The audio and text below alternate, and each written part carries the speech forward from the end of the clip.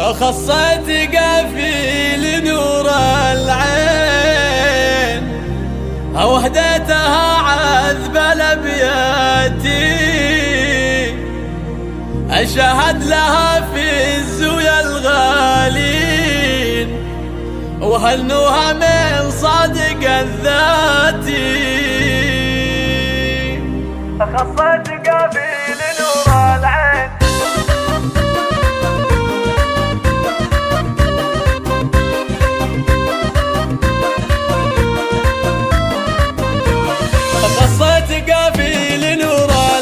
وهديتها عذب الابياتي شهد لها في الزويا الغالي وهنوها من صادق الذاتي. فرحة شهد تسعد الغالين عسى الله يسعدها فالايام بنتي وفرحي بها فرحين عسى الفرح فلها قدام عسى الفرح فلها قدام. يوم الفرح هي بنت ابو خالد المعهود بالمرجله وحي وقفته وفي ظل ابوها عريب اساس رباها ابو خالد على الطين وطبع امها تاخذه بالزود ام خالد الطيب وصفاته ام خالد الطيب وصفاته وعسى امها بجنة الفردوس ام خالد اللي بظنها نهيب. الله الله الله وعروسنا الفارقة بالذات بالحسن والزين والاوصاف من زينها تخجل النجمة بظهورها الباهي الخطة.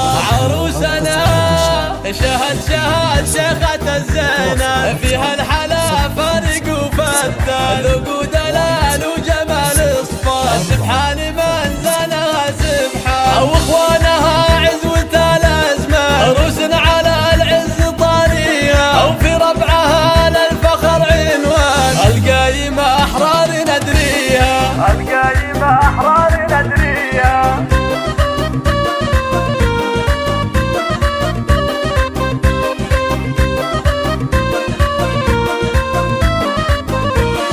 قصيت قافي لنور العين وهديتها عذب الابياتي شهد لها في الزويا الغالي وهنوها من صادق الذاتي. فرحة شهد تسعد الغالي عسى الله يسعدها فالايام بنتي وفرحي بها فرحين عسى الفرح فلها قدام عسى الفرح فلها قدام. يوم الفرح هي بنت ابو خالد المعهود بالمرجله وحي وقفته وفي ظل ابوها عريب اساس رباها ابو خالد على الطين وطبع امها تاخذه بالزود ام خالد الطيب وصفاته ام خالد الطيب وصفاته وعسى امها بجنة الفردوس ام خالد اللي بظنها نهيب. الله الله الله وعروسنا الفارقة بالذات بالحسن والزين والاوصاف من زينها تخجل النجمة